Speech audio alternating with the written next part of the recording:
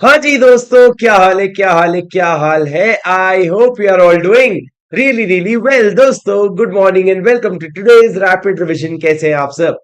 फटाफट चैट में बताइए कि आप लोगों को मेरी आवाज आ रही है, क्या ऑडियो वीडियो क्लियर है, ताकि मैं आज की क्लास शुरू कर सकूं। फटाफट बताइए, फटाफट फटाफट बताइए।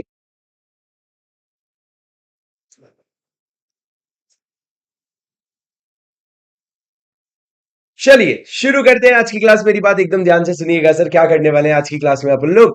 आज की क्लास में अपन लोग करने वाले हैं रैपिड रिवीजन हमारे चैप्टर नंबर 10 यानी कि ऑडिट एंड ऑडिटर्स का। दोस्तों मेरी बात एकदम ध्यान से सुनना, ये चैप्टर बेहद इंपॉर्टेंट है और इस चैप्टर से आप 8 से 10 नंबर के क्वेश्चन देख सकते हैं। इस वीडियो में मैं आपको पूरा का पूरा चैप्टर 10 रिवाइज करवाऊंगा in the shortest time possible. पर एक बात जरूर ध्यान रखना कि ये रैपिड रिविजन है तो आपको इसको एक बार पढ़ के बैठना चाहिए, तो आपको रिविजन का बेनिफिट होगा, या आराम आराम से स्लो स्लो से देखना चाहिए। पर ये रिविजन है तो मैं तो इसको पूरी स्पीड में पूरी एनर्जी के साथ करूंगा, ताकि ये आपके अगले आने वाले रिविजन में भी आपकी हेल्प करे। अब दोस्तों एक छोटी सी बात बता दूं, अगर आपको ये नोट्स चाहिए तो नोट्स आपको नीचे डिस्क्रिप्शन में लिंक मिल जाएंगे, वहां से आप ये नोट परचेज कर सकते हैं। और हम लोग जितने भी बच्चे ये लिंक से परचेज कर रहे हैं उनको हम बहुत इमीडिएटली बुक्स डिस्पैच करवाने की पूरी कोशिश कर रहे हैं। तो दोस्तों आपका जो चैप्टर 10 ऑडिट एंड ऑडिटर्स है, शुरू करते हैं बिना किसी बकवास के, बिना किसी बकवास के। ठीक है, अब मेरी बात एकदम ध्यान से सुनना दोस्तों, एकदम मजे से सुनते जाना और सब समझ आता जाएगा। कोई चीज अगर नहीं समझ आई तो उसको मार्क करके रख लेना, उसको क्लास के बाद आप अलग से देख सकते हो, पर क्लास का फ्लो मत तोड़ना। जो भी बच्चा लाइव या रिकॉर्डेड अभी देखना शुरू कर रहे हैं, जब तक वीडियो खत्म नहीं हो जाता कहीं जाने का नहीं। ऐसा नहीं है 1 घंटे का 1.5 घंटे का वीडियो 4 इंस्टॉलमेंट में देख रहे हो, इसको एक बार में देख के खत्म करो। दोस्तों मेरी बात सुनो, ये जो चैप्टर है आपका, ये शुरू होता है सेक्शन 139 से and it goes on till your 148। 139 से शुरू होता है, 148 तक जाता है। अब दोस्तों अगर आप देखोगे तो इसमें मैंने सबसे पहले आपके ऑडिट कमिटी के एप्लीकेबिलिटी की बात करी है। सर जिनके पास ये चीज नोट्स में नहीं होगी कोई बात नहीं, क्लास में मैंने आपको लिखवाया होगा, नहीं होगा कोई बात नहीं, अभी लिख लेना। सर पहले मेरे को बताओ, ऑडिट कमिटी अप्लाई किसको किसको होता है? हमको ऑडिटेड ऑडिटर समझना है। तो क्या हर किसी को ऑडिट कमिटी अप्लाई होता है? नहीं सर, सिर्फ स्पेसिफिक कंपनीज को ऑडिट कमिटी अप्लाई होता है। जैसे कि सबसे पहला लिस्टेड कंपनी, दूसरा अगर आप एक अनलिस्टेड पब्लिक कंपनी है, पहला तो लिस्टेड पब्लिक लिस्टेड कंपनी, दूसरा अगर आप अनलिस्टेड पब्लिक कंपनी हो तो वो कंपनी जिसका paid up share capital 10 crore या उससे ज्यादा, टर्नओवर 100 करोड़ या उससे ज्यादा, या outstanding loan debenture deposit 50 crore से ज्यादा है, तो आप क्या बन जाते हो? अनलिस्टेड पब्लिक कंपनी बन जाते हो। पर सर ध्यान रखना, जब भी आप अनलिस्टेड पब्लिक कंपनी बनाओ, जब भी आप ये कैटेगरी में फॉल करो, तो प्लीज ध्यान रखना 3 लोगों को एग्जेम्पशन दिया गया है जो कभी भी ऑडिट कमिटी की जरूरत नहीं है उनको।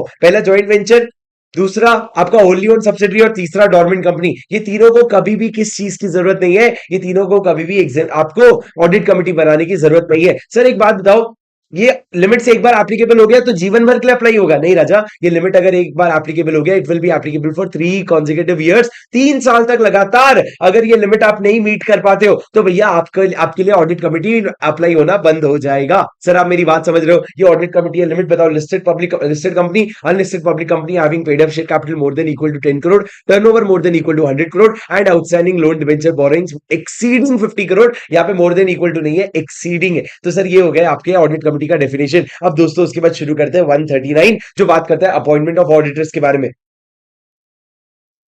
मेरी बात एकदम आराम से सुनते जाना सर, प्लीज सुनते जाना मेरी बात। क्या कहा मैंने आप लोगों से? 139 अपॉइंटमेंट ऑफ ऑडिटर, जिसमें आप ऑडिटर को पहली पहली बार या बाद में अपने कंपनी में अपॉइंट करते हो। ये मैं इसके शुरू के जो 6 पॉइंट्स हैं, ये मैं आपको यहां से पढ़ाने की जगह अपने क्लास के नोट से पढ़ाऊंगा और वापस यहां पे ले आऊंगा। चिंता मत करना, जिन्होंने क्लास अटेंड नहीं किया आप उसको लिख सकते हो, पर वो बहुत समराइज है तो आपको इतना सारा पढ़ना नहीं पड़ेगा। सर ये देखो, सेक्शन 139 अपॉइंटमेंट ऑफ ऑडिटर्स क्या कहता है? अगर आप एक फर्स्ट ऑडिटर है, सर आप कंपनीज को 2 पार्ट में डिवाइड कर दो। एक तो नॉर्मल कंपनी यानी कि अदर देन गवर्नमेंट कंपनी, और दूसरा government company and government controlled entities. मतलब कुछ कंपनीज ऐसे होंगे जो गवर्नमेंट कंपनी नहीं है पर गवर्नमेंट के द्वारा कंट्रोल्ड एक तरीके से, तो उनके लिए भी ये सेकंड वाला पार्ट अप्लाई होता है। अब सर देखो, फर्स्ट ऑडिटर अलग, सब्सिक्वेंट ऑडिटर अलग, और उसके अलावा कैजुअल वैकेंसी वाले अलग। फर्स्ट ऑडिटर अलग, सब्सिक्वेंट ऑडिटर अलग, कैजुअल वैकेंसी वाले अलग। सर फर्स्ट ऑडिटर के केस में बताओ, सर अगर मैंने डिसाइड किया कि मेरी कंपनी में रामलिंगम राजू रामलिंगम राजू को मैं क्या बनाऊंगा, फर्स्ट ऑडिटर बनाऊंगा सर। अब चोर क्या कर रहे हैं, पुलिस का काम कर रहे हैं। अब मैंने बोला फर्स्ट ऑडिटर बनाऊंगा, तो मेरे को बताओ कितने दिन के अंदर बनाओगे। सर लॉ ने बोला 30 डेज के अंदर बोर्ड अपॉइंट कर सकता है। अगर बोर्ड फेल हो जाए तो उस अगले 90 डेज के अंदर आपका शेयर होल्डर अपॉइंट करेगा। मतलब टोटल मिला के कितना दिन हो जाएगा राजा, 120 दिन के अंदर। 30 दिन के अंदर बोर्ड नहीं कर पाया तो एक्स्ट्रा ऑर्डिनरी जनरल मीटिंग बुला के शेयर होल्डर अपॉइंट कर लेगा 90 डेज के अंदर। सर ये जो फर्स्ट ऑडिटर अपॉइंट हुआ, ये कब तक ऑफिस होल्ड करेगा, he will hold the office till the next AGM. Till the next AGM. फिर उसके बाद सब्सिक्वेंट ऑडिटर कैसे आएगा सर। सर याद रखना, सब्सिक्वेंट ऑडिटर हमेशा कौन लाता है, इधर मेरी बात ध्यान से सुनो। सर सब्सिक्वेंट ऑडिटर कौन लाता है वो मैं आपको प्रोसेस बताऊंगा, पर सब्सिक्वेंट ऑडिटर जो है ना वो फर्स्ट एजीएम में अपॉइंट होगा 5 साल के लिए, यानी कि 6th एजीएम तक अपना ऑफिस होल्ड करेगा एंड सो ऑन। फिर 6 से 11, 11 से 16 इस तरीके से चलता रहेगा। पर सर सवाल ये है, सब्सिक्वेंट ऑडिटर आएगा कैसे। ये देखो सर, पूरी चार्ट को समझने की कोशिश करना। सबसे पहले तो मान लो हमने डिसाइड किया पीडब्ल्यूसी को लाने, तो ऑडिट कमेटी क्या करेगा, बोर्ड ऑफ डायरेक्टर को रेकमेंड करेगा एक नाम जो इन्होंने कर दिया पीडब्ल्यूसी, कि भैया पीडब्ल्यूसी को हम डायरेक्टर बनाना चाहते हैं। अगर बोर्ड को लगा ओके, तो बोर्ड क्या करेगा, बोर्ड जाके आगे शेयर होल्डर्स को बताएगा कि भैया शेयर होल्डर्स इसको अपॉइंट कर दो। पर बोर्ड को लगा ओके नहीं है, तो वो ऑडिट कमेटी को बोलेगा भैया तू वापस रिकंसिडर कर, हमको पीडब्ल्यूसी नहीं चाहिए। अब सर दो चीजें हो सकती है, अगर ऑडिट कमेटी रिकंसिडर करेगा तो आप वापस उसी सर्कल में पहुंच जाओगे। ऑडिट कमिटी कमिटी रिकंसिडर किया, उसने बोर्ड को दिया, बोर्ड को ठीक लगा तो मेंबर, मेंबर बोर्ड को ठीक नहीं लगा तो वापस रिकंसिडर, तो वो सर्कल हो गया। पर सर अगर ऑडिट कमेटी को आपने कहा रिकंसिडर करने और उसने रिकंसिडर नहीं किया तो क्या होगा, तो वो अपने डिसीजन पे अड़े रहा। अब बोर्ड भी अपने डिसीजन पे अड़े रहेगा। Board to record reason for disagreement and send its own recommendation. Board बोलेगा तेरे रिकमेंडेशन की ऐसी की तैसी, माना कि तेरे को इज्जत दी पर ज्यादा सिर पे मत चढ़ना। तू अगर हमारी बात नहीं मानेगा, रिकंसिडर नहीं करेगा, तो हम तेरे क्या करेंगे, रीजंस बताएंगे तेरे नाम को क्यों डिसएग्री कर रहे हैं। पीडब्ल्यूसी क्यों नहीं चाहिए, अरे उसने सत्यम का फ्रॉड किया था हमको नहीं चाहिए, तो भैया हमको नहीं चाहिए। और आप अपने नए अपने वाले ऑडिटर क्या करोगे, रेकमेंड करोगे मेंबर को, और मेंबर जो है ऑर्डिनरी रेजोल्यूशन पास करके, ऐसा नहीं ओआर पास करके अपॉइंट कर देंगे किसको, आपके शेयर होल्डर, आपके ऑडिटर को। अब दोस्तों जब ऑडिट कमिटी किसी का नाम रेकमेंड कर रहे हैं तो कुछ सोच समझ के करेगा ना। हाँ सर एमसीक्यू के बारे में सोचेगा। एम क्या है, मिसकंडक्ट, कोई प्रोफेशनल मिसकंडक्ट का बहुत बड़ा केस तो नहीं चल रहा है। सी सर सी क्यू क्या है, क्यू क्यू समझो qualification, you have the relevant qualification and expertise, आपको ऑडिट में क्वालिफिकेशन और एक्सपर्टीज है। और तीसरा सी कॉमनसरेट, जो भी आपके पास क्वालिफिकेशन और एक्सपर्टीज है it is commensurate with the company. Commensurate मतलब क्या, रेलेवेंट, मतलब उसका एक्सपीरियंस होगा पर क्या वो मेरे कंपनी के लिए रिलेवेंट है, वो आप चेक करोगे और इस तरीके से क्या कर दोगे राजा, आप अपने सब्सिक्वेंट ऑडिटर अपॉइंट कर दोगे। सर क्या कृतिका के अलावा किसी और को समझ आ रहा है राजा। हाँ, उसके बाद मैंने क्या कहा हीरो, मैंने ये कहा कि ये तो हो गया आपका सब्सिक्वेंट ऑडिटर। उसके बाद सर थोड़ा वेकेंसी का तरीका। सर जब आपके वेकेंसी का तरीका थोड़ा कैजुअल होता है, जब आपके वैकेंसी का तरीका थोड़ा कैजुअल होता है तो उस केस में क्या होगा सर, मान लो अगर कैजुअल वैकेंसी हो गई, मतलब आपका टेन्योर खत्म नहीं हुआ पर उसके पहले आप छोड़ के चले गए, आपका टेन्योर खत्म नहीं हुआ उसके पहले आप रिजाइन कर दिए, या जो ऑडिटर था उसकी डेथ हो गई, या वो पागल हो गया, बोले हम पागल नहीं भैया हमारा दिमाग खराब है, अनसाउंड माइंड का हो गया, तो उस केस में क्या होगा सर, उस केस में उसकी ऑफिस खाली हो जाएगी। ऑफिस अगर वेकेट हो जाएगा तो उसको भरेगा कौन सर, नॉर्मल कंपनीज के केस में 30 दिन के अंदर बोर्ड भरेगा, 30 दिन के अंदर बोर्ड ऑफ डायरेक्टर अपॉइंट करेगा। और ये जो ऑडिटर आया है ना, ये 5 साल तक नहीं रहने वाला, ये बचे हुए समय तक नहीं रहने वाला, ये सिर्फ कब तक रहेगा, नेक्स्ट एजीएम तक रहेगा। ये कब तक रहेगा, नेक्स्ट एजीएम तक रहेगा। पर दोस्तों अगर रेजिग्नेशन का केस है तो जैसे ही बोर्ड ने अपॉइंट किया ना, उसके 3 महीने के अंदर आपको शेयर होल्डर का ओआर लेना पड़ेगा। क्या कहा मैंने, अगर रेजिग्नेशन का केस है तो जैसे ही उसने अपॉइंट किया बोर्ड ने, उसके 3 महीने के अंदर आपको ओआर लेना पड़ेगा। सर ये हो गया आपका कैजुअल वैकेंसी वाला पॉइंट। अरे आपको मेरी बात समझ में आई क्या। हाँ ओके। अब उसके बाद मेरी बात ध्यान से सुनना सर, ये तीनों हो गए आपके नॉर्मल कंपनी के। आपके सेंट्रल गवर्नमेंट का क्या होगा सर, गवर्नमेंट कंपनी का क्या होगा, गवर्नमेंट कंपनी में फर्स्ट ऑडिटर कैसे आएगा सर, पहले 60 डेज मिलेंगे सीएनडीजी को। सर 60 डेज सीएनडीजी को क्यों मिलेंगे, क्योंकि भैया सुनो, बोर्ड को तो 30 दिन देते थे सर ऊपर, सीएनडीजी को 60 दिन क्यों दे रहे हो, अरे सरकारी काम है, लंच ब्रेक होगा, टी ब्रेक होगा, शाम को जल्दी जाना होगा, 60 दिन तो लगेगा सर, सीएनडीजी को 60 दिन दो, नहीं कर पाए तो 30 दिन बोर्ड को देना, और फिर भी अगर नहीं कर पाए तो 60 दिन शेयर होल्डर को देना, ईजीएम बुला करके अपॉइंट करेंगे। पर शेयर होल्डर को 90 दिन नहीं मिलेगा क्योंकि सीएनडीजी ने इतना दिन खा लिया है, मतलब टोटल टोटल कितना मिल रहा है, 150 डेज। टेन्योर क्या होगी, अगले एजीएम तक। सर आप गवर्नमेंट कंपनी की खास बात याद रखना, ऑडिटर हर साल नया आता है, 6-6 5-5 साल रह के नहीं जाता, हर साल नया आता है। तो यहां पे क्या होगा, नेक्स्ट ऑडिटर कब अपॉइंट होगा, साल शुरू होने के 180 दिन के अंदर, from the start from the start of the year 180 दिन के अंदर आप एक ऑडिटर अपॉइंट कर दोगे, ये अगले एजीएम तक ऑफिस होल्ड करेगा। और अगर कैजुअल वैकेंसी हो गई तो सर सबसे पहले आप सीएनडीजी को थोड़ा सा टाइम दोगे। कितना टाइम दोगे सर? यहां पे सीएनडीजी को सर 30 डेज दोगे।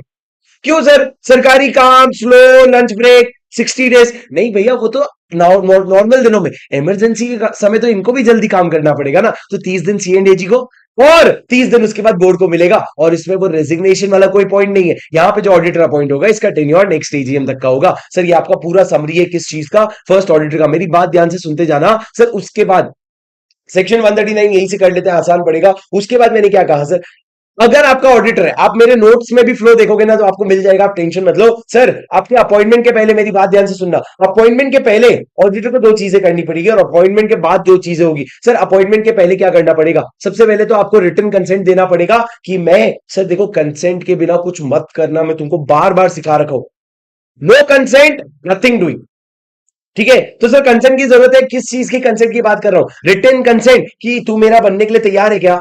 ऑडिटर बोले हाँ, तो भैया उसका रिटन कंसेंट ले लेना। और दूसरा सर उससे ना एक सर्टिफिकेट ले लेना, ये एग्जाम में क्वेश्चन आया हुआ है सर, एक सर्टिफिकेट ले लेना जिसमें चार चीजें लिख देना। सबसे पहला सर, सबसे पहला आप, मैं जिस सीक्वेंस में बता रहा हूं सीक्वेंस में पढ़ो। सबसे पहला आप ये लिख देना कि भैया appointment is with in the limit. जो भी कंपनीज एक्ट के अंदर लिमिट है, कितना लिमिट है सर? आगे चल के आप देखोगे 20 कंपनीज का लिमिट है एक ऑडिटर के लिए, तो वो लिमिट के अंदर मेरा अपॉइंटमेंट हो रहा है। दूसरा सर आप ये बता देना that you are eligible for appointment, आपकी एलिजिबिलिटी है अंडर सेक्शन 141। तीसरा सर आप ये बता देना कि अपॉइंटमेंट जो है वो कंपनीज एक्ट के टर्म्स के हिसाब से, it is as per the terms provided in the act. और चौथा, जो भी आपके अगेंस्ट प्रोसीडिंग्स है तो पूरे आपने डिस्क्लोज कर दिया, वो ट्रू है और कंप्लीट है, मतलब उसके अलावा कुछ भी नहीं बचता है, ये आपको बताना पड़ेगा। अरे समझे क्या आप? सर इसको मैं आपको कैसे याद करवाता हूं? LET proceeding, let the proceeding begin. Let, L का लिमिट्स, ई का एलिजिबिलिटी, टी का टर्म्स और प्रोसीडिंग का प्रोसीडिंग। सर ये आपको ध्यान रखना पड़ेगा राजा। ये क्या हो गया आपका? Late the proceeding begin. अब उसके बाद सर आपने क्या करा? अपॉइंटमेंट के पहले एक रिटन कंसेंट दे दिया और एक सर्टिफिकेट दे दिया। सर क्वेश्चन आया एग्जाम में, सर्टिफिकेट के क्या कंटेंट है? ये आपके कंटेंट है। उसके बाद राजा मेरे को ये बताओ, एक बार आपका अपॉइंटमेंट हो गया उसके बाद क्या? सर उसके बाद कंपनी जो है वो आरओसी को ADT 1 भेजेगा, जिस कितने दिन के अंदर? With in 15 days of the meeting in which auditor is appointed. जब भी आपका ऑडिटर अपॉइंट हो जाता है उसके 15 दिन के अंदर आप क्या भेजोगे? ADT 1 भेजोगे। सर ऐसा सिमिलर प्रोविजन आपने NFRA में पढ़ा था कि कंपनी जो बॉडी कॉर्पोरेट जो है, अदर देन कंपनी, जितने भी बॉडी कॉर्पोरेट है वो 15 दिन के अंदर आरओसी को, और आरओसी को नहीं भैया, यहां पे NFRA आएगा, वो 15 दिन के अंदर किसको? NFRA को 15 दिन के अंदर NFRA को क्या भेजेगा? NFRA 1 भेजेगा कि भैया हमने ऑडिटर अपॉइंट कर दिया है, कि हमारे घर में ऑडिटर आ गया है। सर ऊपर आप आरओसी के पास जा रहे हो, नीचे NFRA के पास। ऊपर कौन जा रहा है? कंपनी। नीचे कौन जा रहा है? Body corporate other than company. Sir body corporate other than company जैसे कि कौन हो गया सर? आप समझ लो कोई भी और फॉरेन कंपनी होगी, कोई बाहर की कंपनी होगी जो आपकी इंडिया की कंपनी नहीं है, उसको NFRA 1 का अप्लाई करना पड़ेगा। सर आपको मेरी बात समझ में आई? सर ये क्या हो गया? ये आप लोगों का प्रोविजन हो गया बेसिक। अब उसके बाद क्या आता है? एक बहुत स्टैंडर्ड प्रोविजन आता है टेन्योर का, रीअपॉइंटमेंट का और कूलिंग पीरियड का। आपको मैंने बताया था कुछ कंपनीज में रोटेशन ऑफ ऑडिटर होता है, ये वो कॉन्सेप्ट है। सर कौन से कंपनीज को रोटेशन का प्रोविजन एप्लीकेबल है? 4 कंपनीज, याद करना। लिस्टेड कंपनी, दोस्तों मैं आपको एक डिस्क्लेमर दे दूं, मेरे अल्टीमेट सोल्यूशन के नोट्स के लास्ट में ये जितने भी सारे लिमिट्स और जितने भी इंपॉर्टेंट पॉइंट्स है ना, वो सारे समराइज किए गए, वो आपके लिए बहुत इंपॉर्टेंट है और बहुत काम आने वाले हैं आपके एग्जाम में। सर मेरी बात ध्यान से सुनो। सर अगर आप एक लिस्टेड कंपनी हो, अनलिस्टेड पब्लिक कंपनी हो जिसका paid up share capital 10 crore या उससे ज्यादा है, अनलिस्टेड प्राइवेट कंपनी हो जिसका paid up share capital 50 crore या उससे ज्यादा है, या कोई भी कंपनी हो जो बोरिंग या डिपॉजिट 50 करोड़ से ज्यादा करता है, उसको क्या करना पड़ेगा? ये condition comply. Listed company, unlisted public company छोटी भी हो, paid up share capital 10 crore या उससे ज्यादा, प्राइवेट कंपनी फिर बहुत बड़ी, paid up share capital 50 crore या उससे ज्यादा, या कोई भी कंपनी जिसका बोरिंग 50 करोड़ या उससे ज्यादा है, मतलब पब्लिक का स्टेक है राजा, मतलब पब्लिक का हेवी स्टेक है, तो हम बोलते हैं तुम्हारा टेन्योर जो रहेगा ना, इंडिविजुअल का 1 टर्म रहेगा 5 कॉन्सिक्यूटिव ईयर्स का, और आपके फर्म का 2 टर्म रहेगा 5 कॉन्सिक्यूटिव ईयर्स का। पर सर उसके बाद क्या होगा? उसके बाद आपको कूलिंग पीरियड, उसके बाद आपको ठंडा होने जाना पड़ेगा 5 साल के लिए। एंड ध्यान से सुनना, उस 5 साल में you shall not be eligible for reappointment in same company for 5 years. You shall not be eligible for reappointment in the same company for 5 years. Sir मेरे को एक बात बताओ, क्या उसी कंपनी में मैं इंटरनल ऑडिटर बन सकता हूं? अभी मैं स्टैट ऑडिटर था, वो छोड़ के अब मैं इंटरनल ऑडिटर बन सकता हूं? The answer is yes. दूसरा, सर क्या उस कंपनी के सब्सिडरी कंपनी में मैं स्टैट्यूटरी ऑडिटर बन सकता हूं? The answer is again yes, आप सर वो कर सकते हो, बस आप एक ही चीज नहीं कर सकते, उसी कंपनी में स्टैट ऑडिट मत करना। उसके अलावा आपको जो करना है आप वो कर सकते हो। सर आपको मेरी बात समझ में आई क्या? बोलो। अरे यस और नो?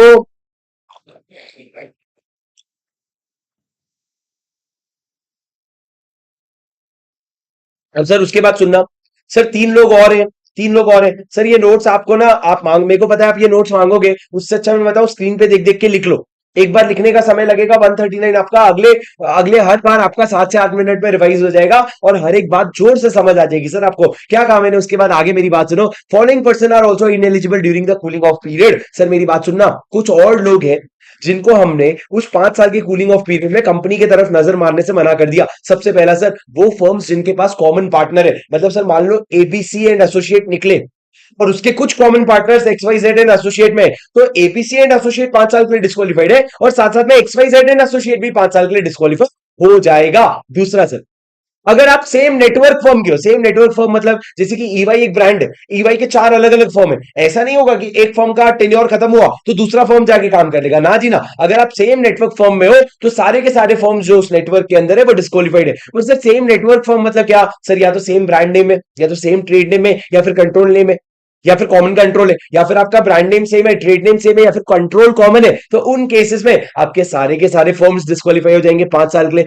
और सर अगर एक बात समझना, एक रिलायंस का ऑडिटर था डेलोइट, डेलोइट का जो पार्टनर था, जो इंचार्ज था, जो एक पार्टनर इंचार्ज था, जो साइन करता था, जो सर्टिफाई करता था फाइनेंशियल स्टेटमेंट को, वो पार्टनर अगर बाद में कभी राम कृष्ण मूर्ति नाम का पार्टनर था, मान लो अगर कृष्ण मूर्ति छोड़ करके अगर वो ज्वाइन कर लेता है केपीएमजी, तो अब वो खाली हाथ नहीं जाएगा। जब आप केपीएमजी जाओगे ना तो वो 5 साल का डिस्क्वालिफिकेशन भी लेके जाओगे केपीएमजी के लिए। मतलब आप केपीएमजी भी स्टैट्यूटरी ऑडिटर नहीं बन सकता रिलायंस का। क्यों? क्योंकि भैया जो पार्टनर मेन इधर काम करता था वो तो अब इधर आ गया है ना। तो भैया if a partner who is in charge of audit and certifies financial statement, वो रिटायर करता है डेलोइट से और ज्वाइन करता है another firm, such another firm is also ineligible for 5 years। Sir ये 3 बात याद रखना, कॉमन पार्टनर, कॉमन कंट्रोल, और उसके अलावा पार्टनर जो है रिटायर करके दूसरे फॉर्म में ज्वाइन कर रहा है। सर समझे क्या? उसके बाद रोटेशन का मैनर आपको पता है, रोटेशन में कोई खास बात नहीं है। सर एक बात ध्यान रखना, ट्रांजिशन पीरियड, मतलब जब ये प्रोविजन 2014 में आया था तो आपको बोला गया था चलो भैया जिसका 5 साल या 10 साल से ऊपर हो गया छोड़ो, पर एक सेकंड, तुरंत छोड़ने की जरूरत नहीं है, 3 साल का तुम पे टाइम देंगे, 3 साल तक तुम काम कर सकते हो, लेकिन 31 मार्च 2017 को छोड़ के चले जाना। अब सर ट्रांजिशन पीरियड में ये प्रोविजन याद करो कि 2014 में अगर ये प्रोविजन आया है तो सवाल ये है कि तुम कितने साल से काम कर रहे हो। मान लो फर्म है सर, फर्म जो है 15 साल से काम कर रहे हैं तो बचा हुआ 3 साल काम करेगा। सर फर्म अगर 8 साल से काम कर रहा है तो तू 2 साल तेरा बचा हुआ है, पर मिनिमम 3 साल तो मिलेंगे, तो 3 साल काम करना। पर अगर तूने 5 साल ही काम किया है अभी तक तो तेरे को बचा हुआ 5 साल मिलेगा। इतने साल तक तू कंटिन्यू करके उसके बाद तेरे को कूलिंग पीरियड में जाना पड़ेगा। सर देखो मैं आपको बताता हूं फर्म का क्या सीन हो, इंडिविजुअल के लिए क्या होता है, इंडिविजुअल 5 साल के लिए अपॉइंट होता है, फिर 5 साल ठंडा होने जाता है। फर्म 5 साल के लिए अपॉइंट होता है, फिर 5 साल रिन्यू होता है और फिर 5 साल ठंडा होने जाता है। तो सर आप समझ रहे हो? मेरे को आप ये बताओ, जब आप ठंडे हो गए उसके बाद क्या फिर से आप अपॉइंट हो सकते हो? हाँ सर, उसके बाद आप फिर से अपॉइंट हो सकते हो 5 साल के लिए। सिमिलरली फर्म क्या हो सकता है, फिर से 5 साल के लिए और 5 साल के लिए अपॉइंट हो सकते हैं। मतलब इंडिविजुअल का कैसे चल रहा है सर, देखो इंडिविजुअल का गरम ठंडा गरम ठंडा, गरम ठंडा गरम ठंडा। यार आपके फर्म का कैसे चल रहा है, गरम गरम ठंडा गरम गरम ठंडा। समझ रहे हो तुम? गर्मा गर्म ठंडा गर्मा गर्म ठंडा, समझेगा तुम? हाँ सर ये क्या है, ये आप लोगों के अपॉइंटमेंट का साइकिल है। एक बात समझ के रखना सर, एक बात समझ के रखना, जब यहाँ पे आप अपॉइंट हो रहे हो इसको अपॉइंटमेंट कहते हैं। यहाँ पे जब आप अपॉइंटमेंट हो रहे हैं अपॉइंटमेंट कहते हैं, इसको सर क्या कहते हैं, इसको रिन्यूअल ऑफ अपॉइंटमेंट कहते हैं, इसको री अपॉइंटमेंट कहते हैं। पर यहाँ कैजुअल वैकेंसी आ गई और कैजुअल वैकेंसी के बाद वापस इसको फिर से अपॉइंटमेंट कहते हैं, री अपॉइंटमेंट नहीं कहते, इसको फ्रेश अपॉइंटमेंट कहते हैं। अरे समझे क्या? पक्का? चलो सर आगे बढ़ते हैं, लास्ट पॉइंट बचा हुआ है सर, मेरी बात सुनना सर। कंपनी में जॉइंट ऑडिटर हो सकते हैं, अगर कंपनी में जॉइंट है ऑडिटर्स तो उस केस में ये इंश्योर करना सारे के सारे जॉइंट ऑडिटर एक ही साल में रिटायर ना हो रहे, उनका रोटेशन का पीरियड अलग अलग होना चाहिए। अब दोस्तों उसके बाद मेरे को ये बताओ, rotation of partners internally, sir अगर मेंबर्स बहुत कोचक रहे हैं फर्म को, कंपनी को, अगर मेंबर्स क्या कर रहे हैं, बहुत छेड़ रहे हैं कंपनी को, तो वो क्या कर सकते हैं, पार्टनर्स का इंटरनल रोटेशन भी करवा सकते हैं। सर इंटरनल रोटेशन का क्या मतलब है? मतलब राजा मेरी बात ध्यान से सुनना, मेरी बात ध्यान से सुनना सर। इंटरनल रोटेशन का क्या मतलब है? मतलब सर वो ये बोल सकते हैं एक ऑडिटिंग पार्टनर और उसकी टीम वो रोटेट होगी ऑडिट फर्म के अंदर और ऑडिट एक या एक से ज्यादा ऑडिटर करेंगे। ये दोनों क्या होता है, मेंबर रिक्वेस्ट कर सकते हैं। सर ये जो पहला वाला पार्ट हो गया जहां पे आप बोल रहे हो एक से टीम जो है ऑडिटिंग पार्टनर और टीम वो चेंज होगी, इसको इंटरनल रोटेशन कहते हैं और इसको मोस्टली ज्वाइंट ऑडिट कहते हैं, जहां एक से ज्यादा ऑडिटर ऑडिट करेगा। सर उसके बाद लास्ट पॉइंट इस सेक्शन का, एक ऑडिटर रीअपॉइंट हो सकता है। पहले तो अगर वो एलिजिबल है तो रीअपॉइंट हो सकता है, पर रीअपॉइंट हो सकता है उसके लिए he should not B disqualified. उसका डिस्क्वालिफिकेशन अट्रैक्ट नहीं हो गया, उसने अपना अनविलिंगनेस तो राइटिंग में नहीं दे दिया that he is not willing to be appointed as auditor. और तीसरा, कहीं ऐसा एसआर तो नहीं पास हुआ है जहां पे तुमने किसी और ऑडिटर को अपॉइंट करने की बात की या उस ऑडिटर को अपॉइंट करने की बात नहीं की। अगर ये तीनों कंडीशन मीट होते तो आप एक बंदे को रीअपॉइंट कर सकते हो। सर डेलोइट के 5 साल हो गए, 5 साल के बाद आप रीअपॉइंट करना चाहते हो, ये तीन कंडीशन देखोगे। पहला, ही इज नॉट डिस्क्वालिफाइड। दूसरा, अनविलिंगनेस नहीं शो की है। तीसरा, एसआर पास नहीं हुआ है जहां डेलोइट को आने से एक्सक्लूसिवली मना किया है या एक्सक्लूसिवली बोला है कोई और आएगा, ये दोनों भी नहीं हुआ है ना, तो आप डेलोइट को रीअपॉइंट कर सकते हो। सर आपको मेरी बात समझ में आई क्या? Did you understand? Sir this was your section number 139 in a very organised manner. आप इसको नोट से पढ़ोगे तो आपको बहुत ही मजा आ जाएगा, बहुत ही ज्यादा मजा आ जाएगा। सर मेरा आपसे एक सवाल है, मेरे को एक बात बताओ सर। आपने अभी रीअपॉइंटमेंट वगैरह सब पढ़ लिया राइट? आपने अभी रीअपॉइंटमेंट वगैरह सब पढ़ लिया। मेरे को एक बात बताओ सर, मैं एक ऑडिटर था जो पहली पहली बार अपॉइंट हुआ एज अ फर्स्ट ऑडिटर, तो मैं ऑफिस कब तक होल्ड करूंगा सर? मैं ऑफिस होल्ड करूंगा फर्स्ट एजीएम तक। सर ये मेरा जो भी फर्स्ट टर्म या जो भी था, तो मेरी बात चल रही है कि यहां से मेरे को 5 साल के लिए एक बार ऑडिटर बनाया जाए, एक बार ऑडिटर बनाया जाए। सर देखो ये 5 साल के लिए आ गया ना, तो इसके बाद तो 5 साल का कूलिंग पीरियड लगेगा, वो मेरे को पता है। पर सर मेरे को ये बताओ, जब मैंने यहाँ पे एज अ फर्स्ट ऑडिटर 1 साल या 1 साल से कम काम कर लिया, तो क्या वो मेरा एक टेन्योर हो जाएगा कि मैं उसके बाद भी यहाँ पे अपॉइंट हो सकता हूं? मतलब क्योंकि सर मैंने 1 साल तो एज अ फर्स्ट ऑडिटर काम किया ना, उसके बाद 5 साल और, मतलब टोटल 6 साल हो जाएंगे। क्या ये वैलिड है कि वैलिड नहीं है? सर ये आप लोगों की क्वेश्चन बैंक में क्वेश्चन नंबर 8 में आ रखा है, ये बिल्कुल वैलिड है। मेरी बात ध्यान से सुनना सर, यहाँ पे आप जब फर्स्ट एजीएम में अपॉइंट फर्स्ट ऑडिटर अपॉइंट होते हो ना, उसको टेन्योर में काउंट नहीं किया जाता है। तो यहाँ पे आपका जब अपॉइंटमेंट होगा it will be a fresh appointment, और इसके बाद आप आगे क्या कर सकते हो, 5 साल काम करके कूलिंग पीरियड में जा सकते हो। सर एग्जाम में ध्यान रखना, कंफ्यूज मत हो जाना कि फर्स्ट ऑडिटर है और 1 साल तो हो गया। नहीं भैया 1 साल तो नहीं हुआ। हमें कोई लास्ट सवाल का जवाब दो सर। मैं अगर एक इंडिविजुअल हूं, मेरे को 5 साल के लिए अपॉइंट किया गया था, ये पूरा 5 साल है, 5 साल में से मैंने 3 साल काम किया, लेकिन 3 साल बाद किसी पर्सनल रीजन से मैंने रिजाइन कर दिया। पर मैंने उसके तुरंत बाद ही मैंने बोला अरे सॉरी गलती हो गई, मैं काम कर सकता हूं, मेरे को 2 साल का मेरा बचा हुआ टेन्योर दे दो, मेरे को मेरा बचा हुआ टेन्योर 2 साल का दे दो, क्योंकि मेरे को एक टर्म मिलता है 5 साल का। क्या मेरे को 2 साल मिलेगा बचा हुआ? द आंसर इज, अरे बोलो, the answer is no. Sir आपको एक टर्म नहीं मिलेगा।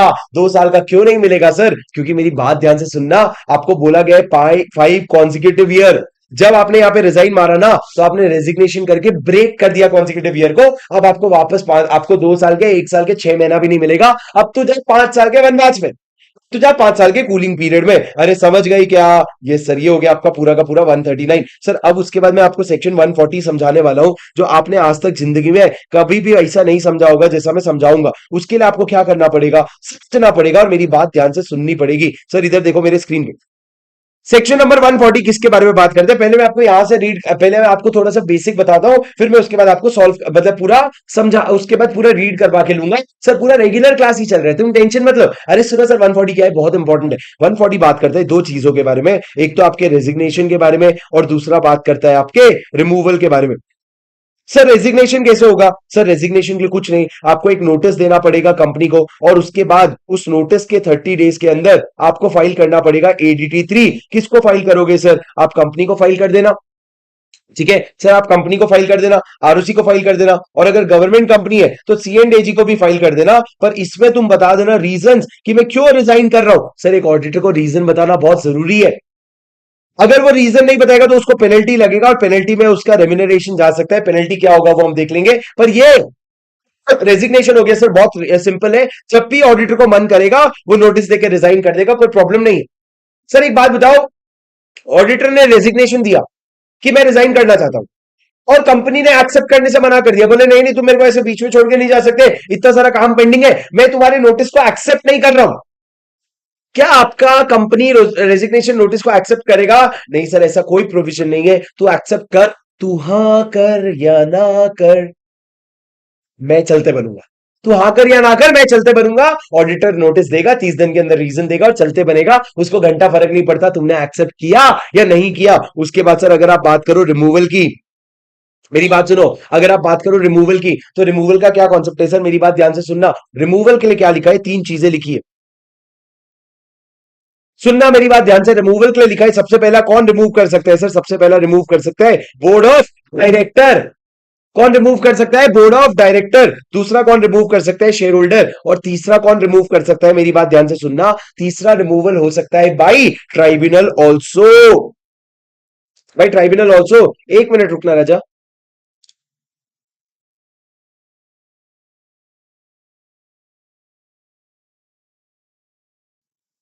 समझे सर? सर ये तीन लोग क्या कर सकते हैं? ये तीन लोग रिमूवल कर सकते हैं। मेरी बात ध्यान से सुनना राजा। Sir board, share holder, tribunal. Sir board removal करेगा तो क्या होगा, पहले मेरे को ये बताओ। सर बोर्ड कैसे रिमूव करेगा? बहुत सिंपल सा प्रोसेस है सर। देखो, बोर्ड मीटिंग होगा, बोर्ड मीटिंग में क्या डिसाइड करोगे कि भैया ऑडिटर को निकालना है। जब आपने बोर्ड मीटिंग में डिसाइड कर लिया, उसके बाद आपको जाके क्या करना पड़ेगा? सीएनडीजी का अप्रूवल लेना पड़ेगा। किसका अप्रूवल लेना पड़ेगा? सीएनडीजी का अप्रूवल। सर सीएनडीजी का अप्रूवल लेने के लिए आप जाओगे फॉर्म नंबर एडीटी 2 लेकर के। मैंने आपको याद करवाया था, रिमूवल के लिए क्या है? एडीटी 2 निकल। एडीटी 1 में तो अपॉइंट किया, 2 निकल, 3 क्या निकालेगा? मैं खुद छोड़ के जा रहा हूं। मतलब रेजिग्नेशन, एडीटी 3 किसका है? रेजिग्नेशन का है। सर आप सीएनडीजी ने क्या किया? एडीटी 2 भेजे आप। सीएनडीजी को नहीं भाई, सॉरी सॉरी, आप सेंट्रल गवर्नमेंट को एडीटी 2 भेजोगे। उसके बाद सर कितने दिन के अंदर? 30 डेज के अंदर। जैसे ही सीजी का अप्रूवल आ जाए ना, जैसे ही सीजी का अप्रूवल आ जाए, उसके अप्रूवल के 60 डेज के अंदर आप क्या करोगे? जनरल मीटिंग बुलाओगे और जनरल मीटिंग में आप रेजोल्यूशन पास करवा के रिमूव कर दोगे। आप रेजोल्यूशन पास करवा के रिमूव कर दोगे। ये कहां पे होगा सर? ये आपकी जनरल मीटिंग में होगा। पर ये तो कब? जब आपको बोर्ड निकालना चाहता है। पर मेरे को बताओ सर, बोर्ड निकालने के अलावा एक और तरीका भी तो है।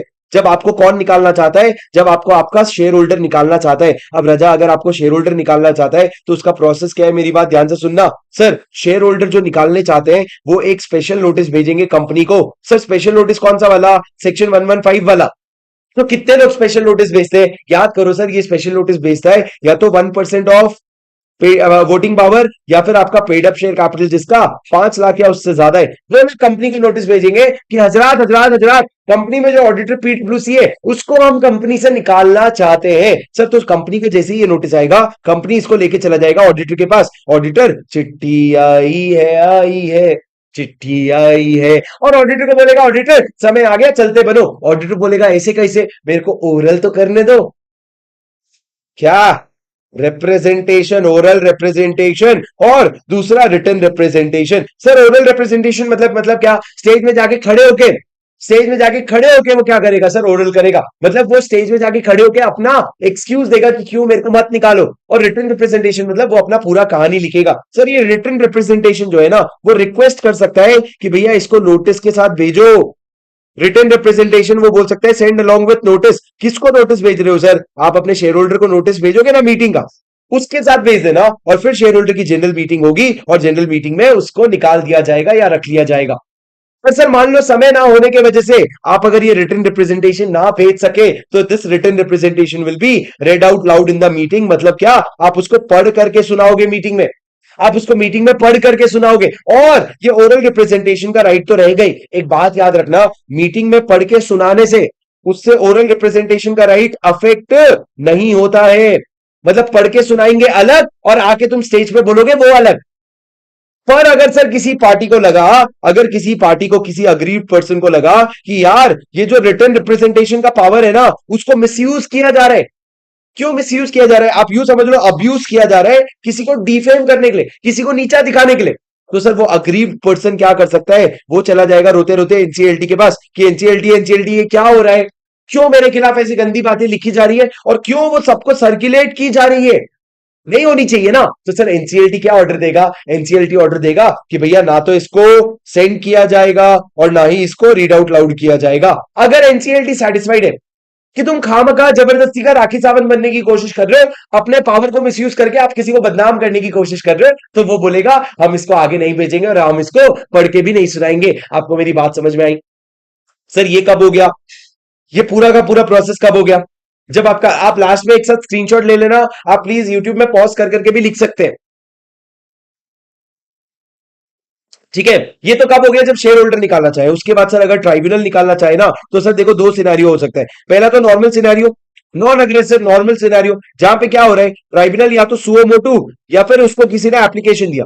किसने एप्लीकेशन दिया सर? या तो सेंट्रल गवर्नमेंट ने एप्लीकेशन दिया या एनी अदर पर्सन ने एप्लीकेशन दिया, और ट्राइब्यूनल जो है वो सेटिस्फाइड है कि या तो तुम फ्रॉड कर रहे हो या तो तुम फ्रॉड में कल्यूड कर रहे हो, इधर you are involved in a fraud और you are colluding in a fraud. अगर वो सेटिस्फाइड है तो वो ऑर्डर देगा कंपनी को कि कंपनी तू अपना ऑडिटर चेंज कर, तू अपना ऑडिटर चेंज कर। सर ये थोड़ा मेथड, थोड़ा रिमूवल का मेथड थोड़ा कैजुअल है कि हमने कंपनी को बोल दिया तू ही देख ले।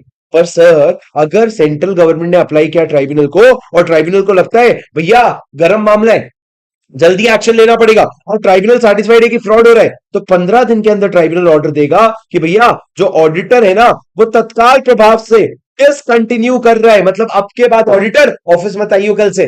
दूसरा, वो कंपनी का नहीं सेंट्रल गवर्नमेंट को बोलेगा भैया तू ऑडिटर अपॉइंट कर ले। क्यों? क्योंकि सर ये अर्जेंट सिनेरियो है, जैसे कि सत्यम का स्कैम हो गया।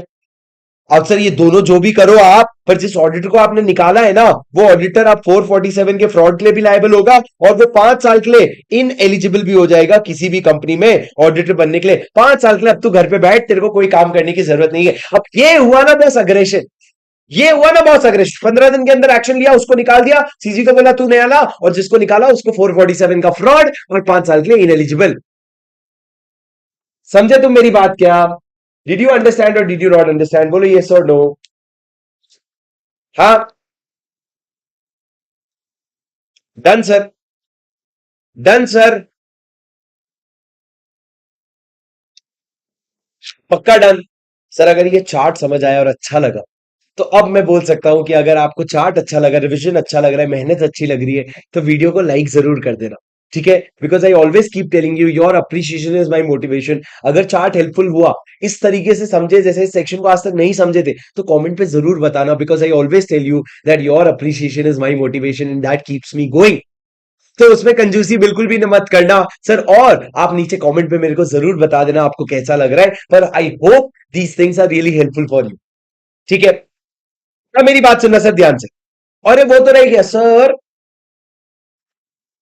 सर वो तो रह ही गया, सर वो तो रह गया क्या सर? अरे ओ भगवान, जो भी इस वीडियो को लाइक करेगा ना, जिसको अच्छा लग रहा है ये वीडियो, जो भी लाइक करेगा, प्लीज उसको मेरी तरफ से मेरी दुआ है आपसे, उसको हर सब्जेक्ट में 2-2 नंबर बढ़ा के दे दो ना, प्लीज प्लीज। ऐसे मेरे दुआ दुआ में पास हो जाएगा, ऊपर बढ़ा दो ना प्लीज, दिल से निकली दुआ है सर। सुनो मेरी बात,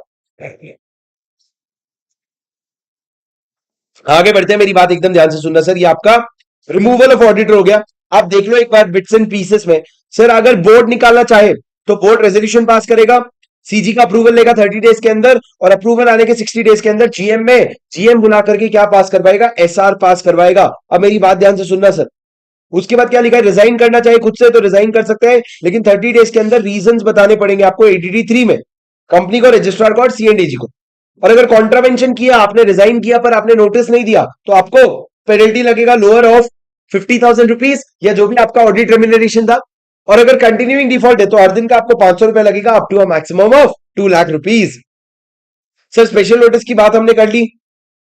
एप्लीकेशन अगर एनसीएलटी को दोगे तो एनसीएलटी अगर अब्यूज के बारे में सेटिस्फाइड है तो वो नहीं भेजेगा, वो भी पढ़ लिया हमने। उसके बाद ट्राइब्यूनल जो है वो आपके ऑडिटर को रिमूव कर सकता है, और वो क्या कर सकता है? सेंट्रल गवर्नमेंट भी निकाल सकते हैं। सर अगर आपने ट्राइब्यूनल को निकाला है तो वो 5 साल के लिए इनएलिजिबल हो जाएगा और 447 में लायबल हो जाएगा। पूरा 100% कवर कर दिया सर मैंने।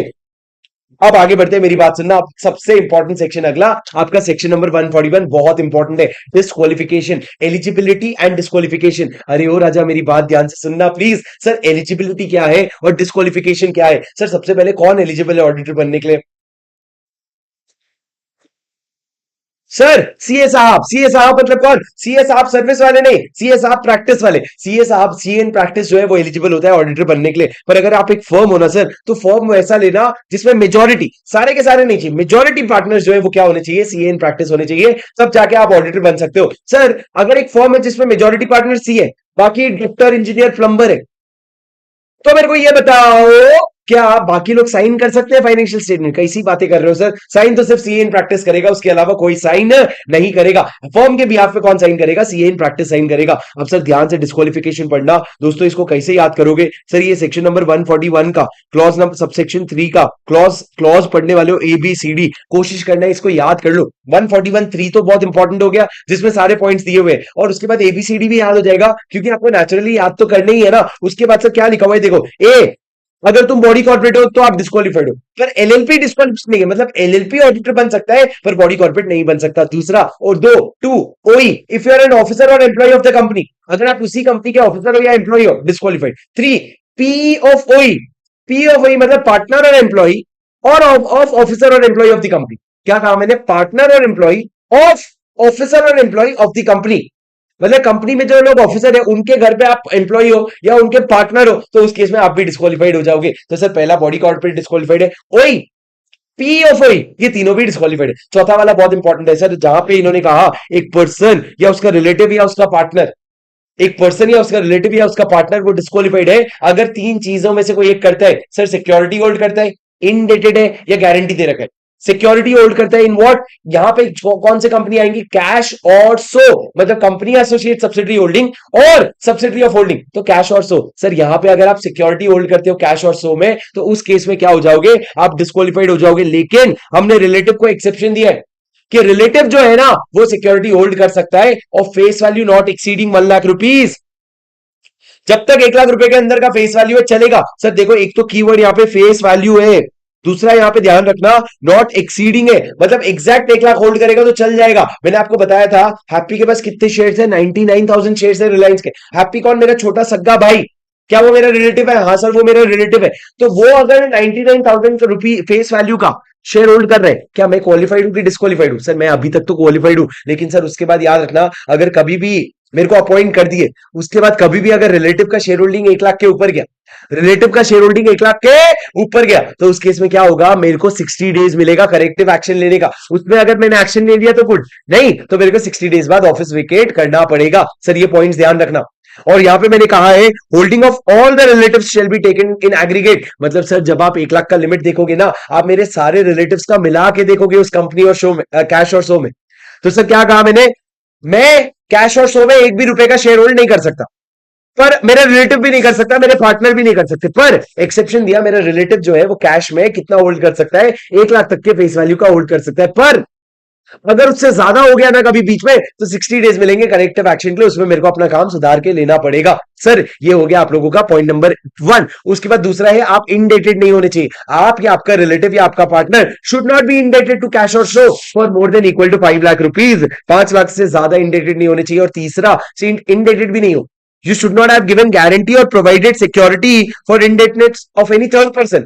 किसी और के उधारी के लिए आपने गारंटी और सिक्योरिटी भी नहीं दिया होना चाहिए 1 लाख रुपए का भी। नॉट इवन ऑफ 1 लाख रुपए, एक्सीडिंग 1 लाख रुपए। सर देखो तीनों में एक्सीडिंग है, 5 लाख रुपए से ज्यादा, 1 लाख रुपए से ज्यादा, और रिलेटिव के लिए मैक्सिमम लिमिट कितना है? 1 लाख रुपए से ज्यादा नहीं होना चाहिए। तो ज्यादा ज्यादा ज्यादा है, ये ध्यान रखना तीनों जगह, क्योंकि सर इंस्टीट्यूट अगर ये क्वेश्चन पूछेगा ना, तो mind my words, mind my words, तुम सुन नहीं रहे हो पर mind my words, exact limit पे खेलेगा कि इनडेटेडनेस 5 लाख का है, बताओ क्या होगा? सर 5 लाख से ज्यादा है ना, तो गई बहस पानी में।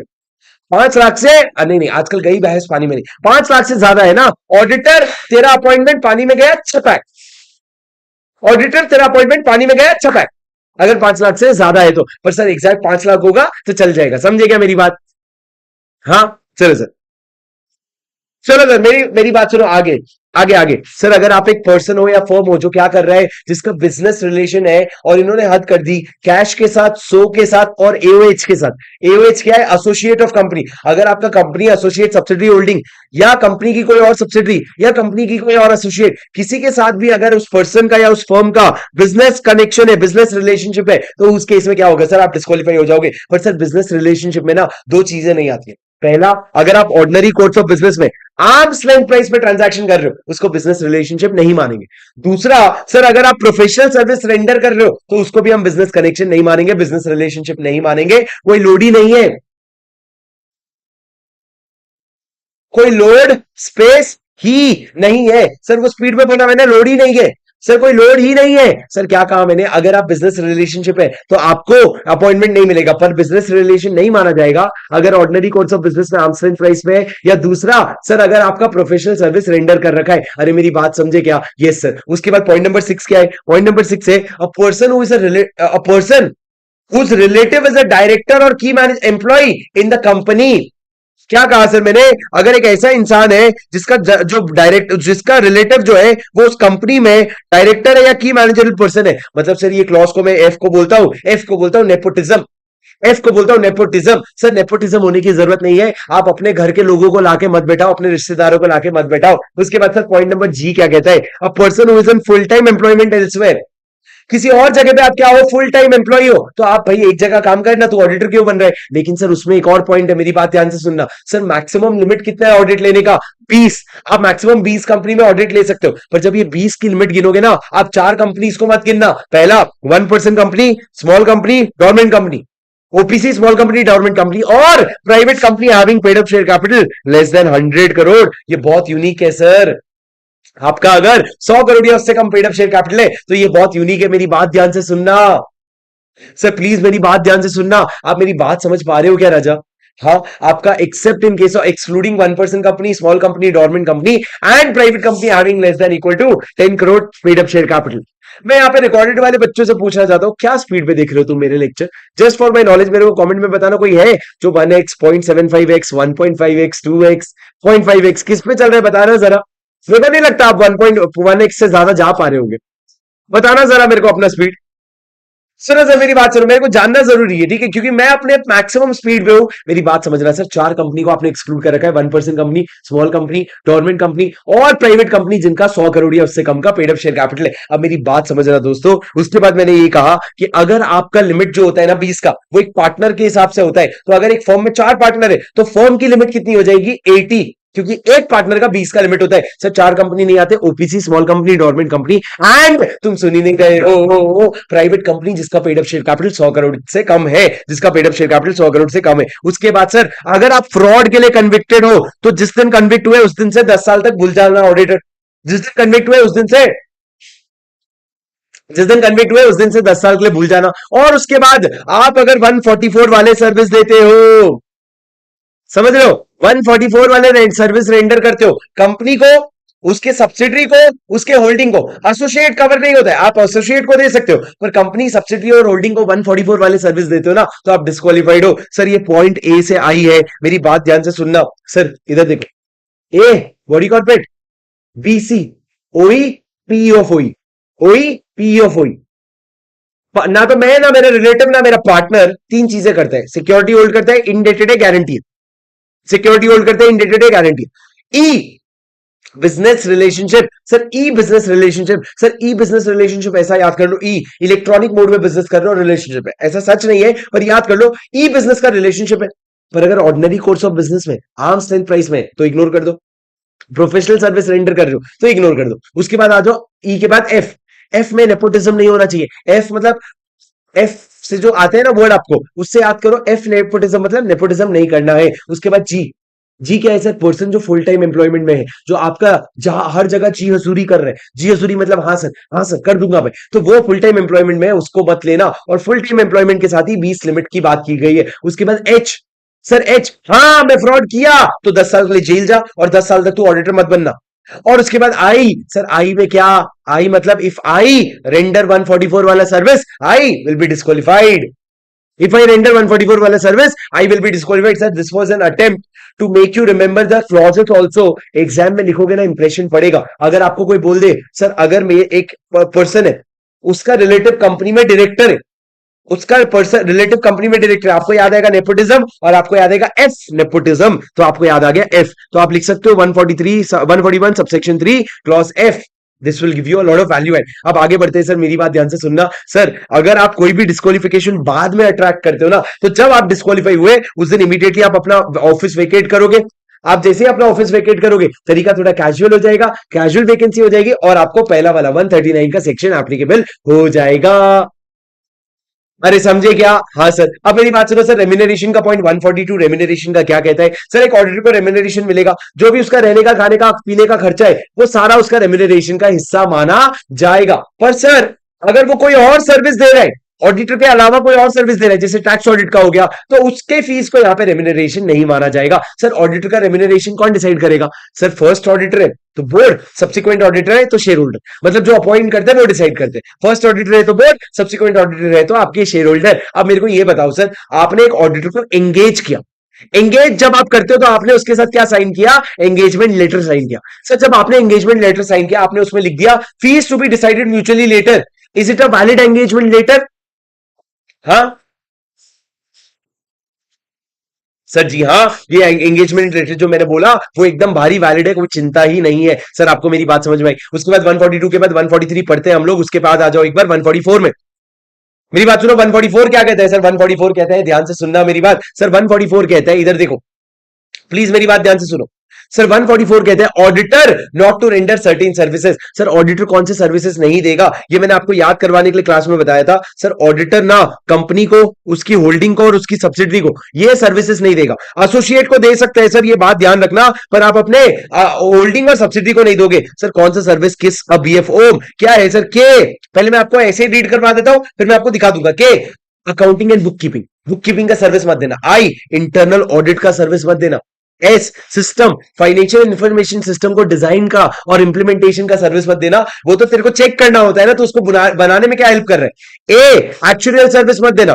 B investment banking, investment advisory और बैंकिंग सर्विस मत देना। एफ सर बोलो, rendering of outsource financial service, जो भी फाइनेंशियल सर्विस आउटसोर्स किया गया है वो आप रेंडर मत करना। एम सर मैनेजमेंट सर्विस मत देना। और or such other service as it may deem fit. Sir आप ओम जो आपका बॉयफ्रेंड है उसको किस मत करना।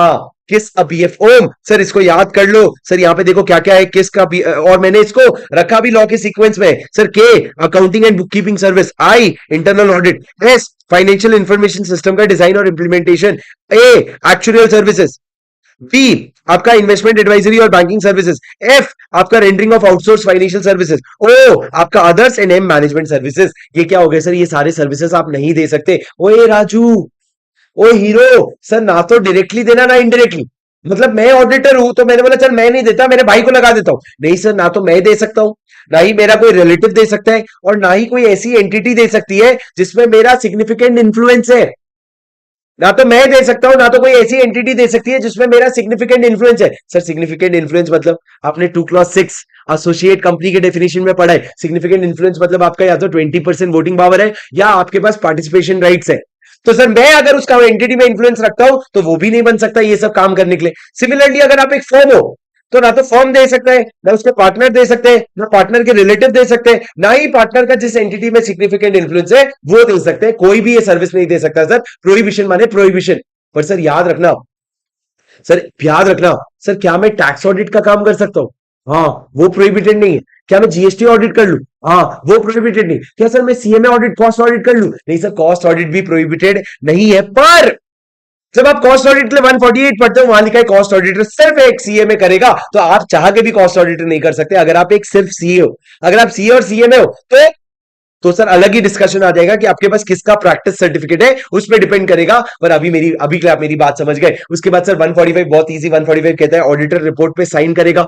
साइन तो करेगा, लेकिन मेरी बात ध्यान से सुनना, जब वो ऑडिट रिपोर्ट पे साइन कर रहे हैं, अगर उसने कोई ऐसा ट्रांजैक्शन हाईलाइट किया है, any financial transaction which has adverse effect on the functioning of the company, where a company has entered into a financial transaction which has adverse effect on the functioning of the company। क्या मतलब sir? मैंने आपको class में example दिया था, अडानी अगर Australia में coal mines खरीद रहे, 20,000 करोड़ खर्चा किया, पर वो एक डेड इन्वेस्टमेंट है, क्योंकि वहां से कोल निकाल के इंडिया जब इंपोर्ट करेगा ना, उसका इतना खर्चा लग जाएगा, उसके आधे रेट में इंडिया में बिक रहे हैं।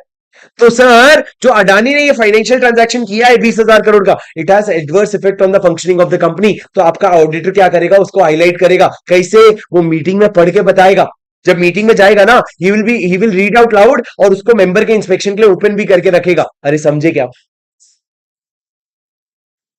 उसके बाद मैंने क्या कहा sir, auditor general meeting attend करेगा, या तो खुद चले जाना या अपने रिप्रेजेंटेटिव को भेज देना, और ऑडिटर का उसमें राइट टू बी हर्ड होगा।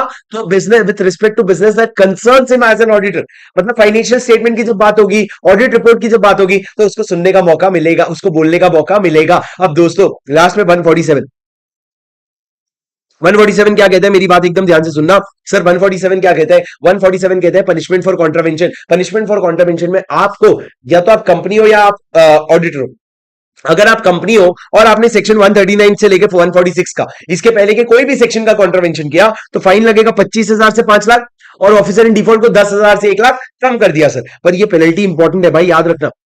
नहीं को लगेगा 25,000 से 5 लाख, 25 से 5, 25 से 5, और आपके ऑफिसर इन डिफॉल्ट को 10,000 से 1 लाख।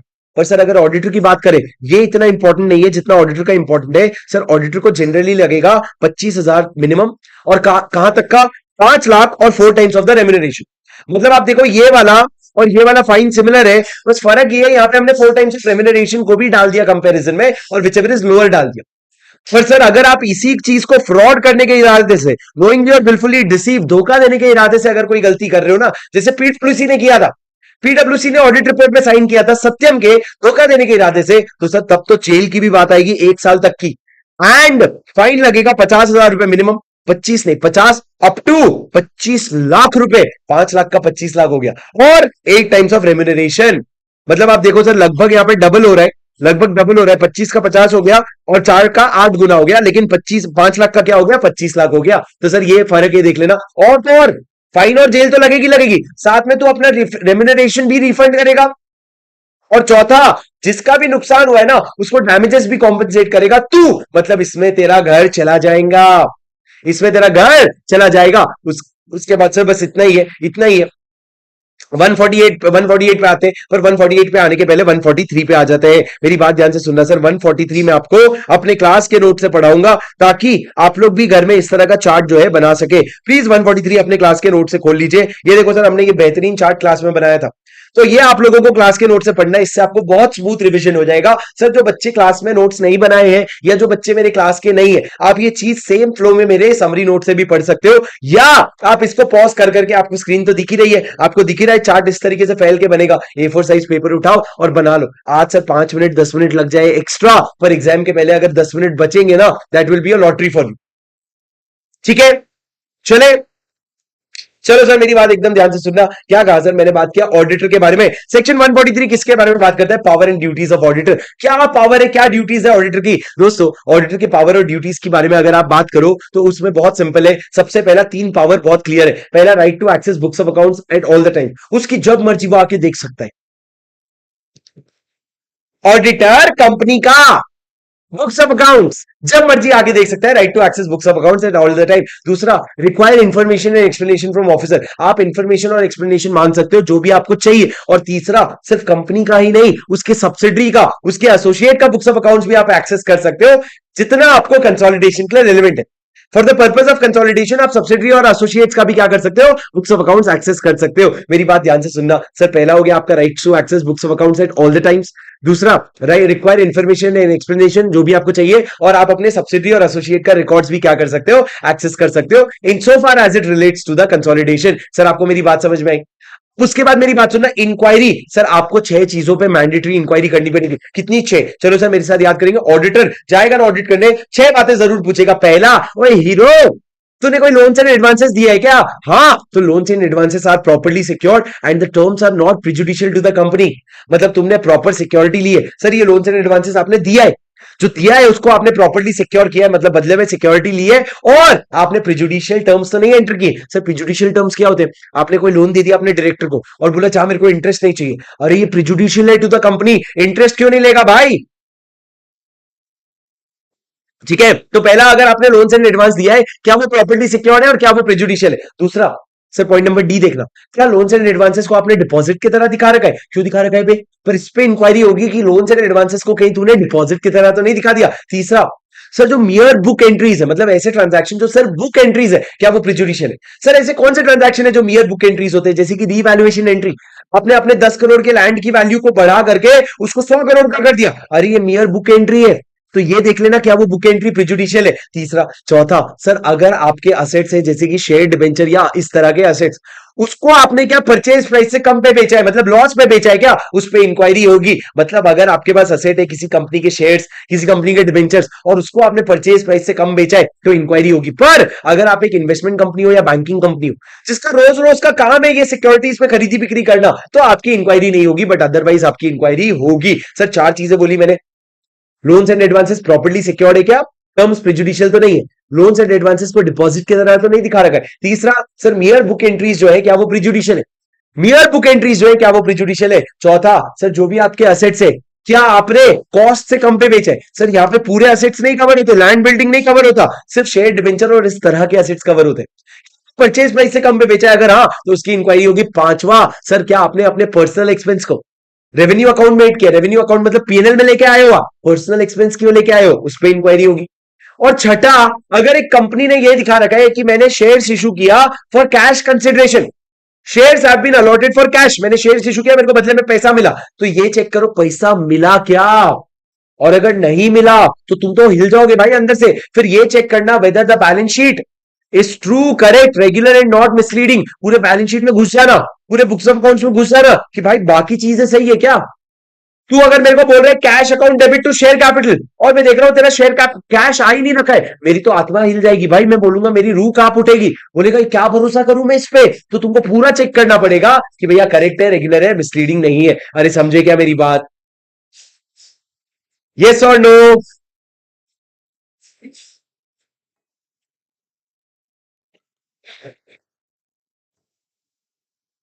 ठीक है, गुड सर। मेरे को बताओ 6 पॉइंट क्या है। लोन्स एंड एडवांसेस जो आपने दिया है क्या वो प्रिजुडिशियल और प्रॉपर्ली सिक्योर्ड है। दूसरा लोन्स एंड एडवांसेस जो है क्या डिपॉजिट की तरह दिखा रखे हो। तीसरा आपने क्या मियर बुक एंट्रीज प्रिजुडिशियल है। चौथा क्या असेट्स जो शेयर डिबेंचर है क्या परचेज प्राइस से कम पे बेचा। पांचवा पर्सनल एक्सपेंस को क्या रेवेन्यू अकाउंट में हिट किया। छठा क्या शेयर अकाउंट शेयर्स आपने कैश के लिए इशू किया, अगर नहीं तो उसके अलावा, अगर कैश के लिए इशू नहीं किया है, अगर तो अगर कैश के लिए इशू किया चेक करो एक्चुअल में आया है क्या, नहीं तो बैलेंस शीट पे क्वेश्चन मार्क लगा दो सही है भी क्या। उसके बाद सर मेरी बात सुनो, आप एक ऑडिटर रिपोर्ट बनाओगे, ऑडिटर रिपोर्ट क्या होगा सर, आप बनाओगे report on books of accounts examined and financial statement. आप क्या करोगे, एक ऑडिटर का रिपोर्ट बनाओगे। सर मेरी बात ध्यान से सुनना, बुक्स ऑफ अकाउंट्स एग्जामिन किया और आपने फाइनेंशियल स्टेटमेंट को रिव्यू किया। अब मेरी बात ध्यान से सुनना सर, ऑडिटर रिपोर्ट में आप क्या क्या चीजें लिखोगे, बहुत सारे पॉइंट्स हैं, मैं आपको सारे पॉइंट्स याद करवा दूंगा एबीसीडी के फॉर्मूला में। सर ए क्या होता है, सर सबसे पहले इमेजिन करो आप कौन ऑडिटर हो, आप सीए बन गए हो, सीए प्रैक्टिस कर रहे हो, आप गए कंपनी का ऑडिट करने और आप उसका ऑडिट रिपोर्ट लिख रहे हो। पहला पॉइंट लिखोगे सबसे पहला, ये रिपोर्ट आप किसको दोगे, रिपोर्ट आप दोगे शेयर होल्डर को। ऑडिटर का रिपोर्ट किसको जाएगा, शेयर होल्डर को। तो शेयर होल्डर को जब आप ये बातें बताओगे तो क्या क्या बातें बताओगे, सबसे पहला ए आप बोलोगे कि मैंने जाके अपने मैनेजमेंट से इंफॉर्मेशन और एक्सप्लेनेशन मांगा। कैसे मांगा, बोला ए इंफॉर्मेशन और एक्सप्लेनेशन दे, तो उसने मेरे को दिया कि नहीं दिया वो बताओ। और जो इंफॉर्मेशन और एक्सप्लेनेशन नहीं दिया उसका फाइनेंशियल इफेक्ट क्या होगा वो बताओ। कि मैंने मांगा इंफॉर्मेशन तो मेरे को मिल गया और जो नहीं मिला उसका इफेक्ट क्या होगा वो बताओ। दूसरा सर आपका जो बुक्स ऑफ अकाउंट्स है वो आपने ढंग से रखा है कि नहीं। बी में क्या बताओगे, बुक्स ऑफ अकाउंट्स ढंग से रखे हैं कि नहीं, और जो बुक्स ऑफ अकाउंट्स ब्रांचेस में मेंटेन है उसका पीरियोडिकल रिटर्न आ रहा है क्या। सर आपको पता है ब्रांच में आपके बुक्स ऑफ अकाउंट्स मेंटेन होते हैं, तो आप जब ब्रांच में बुक्स ऑफ अकाउंट्स मेंटेन करते हो तो आपको समराइज पीरियोडिकल रिटर्न्स भेजने होते हैं, वो आ रहे हैं क्या। ए इंफॉर्मेशन और एक्सप्लेनेशन दे। बी बुक्स ऑफ अकाउंट्स का क्या चल रहा है। सी सर अगर कंपनी ऑडिटर के अलावा कोई और ऑडिट कर रहे हैं ब्रांच का, सर याद रखो ब्रांच में दो तरह के ऑडिटर हो सकते हैं, या तो कंपनी ऑडिटर ऑडिट कर रहे हैं या ब्रांच का कोई अलग ही ऑडिटर ऑडिट कर रहे हैं। अगर कोई अलग ऑडिटर ऑडिट कर रहा है तो उसको एक रिपोर्ट बना के भेजना पड़ेगा कंपनी ऑडिटर को। तो ये बताओ क्या ब्रांच ऑडिटर ने रिपोर्ट भेजा, और अगर भेजा तो कंपनी ऑडिटर ने उससे कैसे डील किया। तो ए इंफॉर्मेशन दे, बी बुक्स ऑफ अकाउंट्स का क्या हाल है, सी कंपनी ऑडिटर के अलावा कोई अगर ऑडिट कर रहे हैं तो रिपोर्ट आया क्या और मैंने उसको कैसे डील किया। डी सर डी धिक्कार होगा अगर आप बैलेंस शीट और पीएनएल के को अपने बुक्स ऑफ अकाउंट्स के हिसाब से नहीं बनाओगे। अरे मेरे को एक बात बता, जर्नल एंट्री बनाई, लेजर बनाया, ट्रायल बैलेंस बनाया, अब उसके हिसाब से बैलेंस शीट और पीएनएल नहीं बनाओगे, कैसी हरकत कर रहे हो सर। तो लॉ ने बोला धिक्कार है, डी धिक्कार है, डी से क्या धिक्कार है अगर बैलेंस शीट और पीएनएल जो है आपका बुक्स ऑफ अकाउंट से मैच नहीं कर रहा है। ई सर यू यू जो तुम करते हो, ई क्या है सर, ई ये है कि अगर आपका अकाउंटिंग स्टैंडर्ड क्या, फाइनेंशियल स्टेटमेंट क्या एएस कंप्लायंस कर रहे हैं। सर अगर क्या फाइनेंशियल स्टेटमेंट आपका एएस कंप्लाई कर रहे हैं, या पॉइंट ई में बताओगे, ए इंफॉर्मेशन दे, B books of accounts, C company auditor के अलावा कोई ऑडिटर, डी दिखा रहे फाइनेंशियल स्टेटमेंट और बुक्स ऑफ अकाउंट जो है, बुक्स फाइनेंशियल स्टेटमेंट जो है बुक्स ऑफ अकाउंट्स के हिसाब से नहीं है, ई यू आपके अकाउंटिंग स्टैंडर्ड के हिसाब से नहीं है, एफ सर अगर कंपनी ने कोई भी ऐसा फाइनेंशियल ट्रांजैक्शन किया जिसका कंपनी के फंक्शनिंग पे एडवर्स इफेक्ट है, कंपनी के फंक्शनिंग पे एडवर्स इफेक्ट है, तो उस केस में आप क्या करोगे, आप उस ट्रांजैक्शन को रिपोर्ट करोगे। सर ये वही वाला केस है जो मैंने ऑस्ट्रेलिया वाला 20,000 करोड़ का बताया था अडानी का, वो वाले ट्रांजैक्शन के बारे में रिपोर्ट करोगे। जी जी में आप बोलोगे, डायरेक्टर्स आपके बोलेंगे जी हाँ हम 164(2) में डिस्क्वालिफाइड है, 164(2) 182 सर हम 164 में डिस्क्वालिफाइड है, कौन बोलेगा, डायरेक्टर्स बोलेंगे। एच सर एच में हद हो गई भाई, तुमने बुक्स ऑफ अकाउंट्स में अगर कोई क्वालिफिकेशन रिजर्वेशन या एडवर्स रिमार्क्स है with regard to maintenance of books of accounts, तो ये तो हद ही हो जाएगी कि भैया बुक्स ऑफ अकाउंट्स ढंग से मेंटेन नहीं कर रहे हो। और आई आपका इंटरनल फाइनेंशियल कंट्रोल जो है,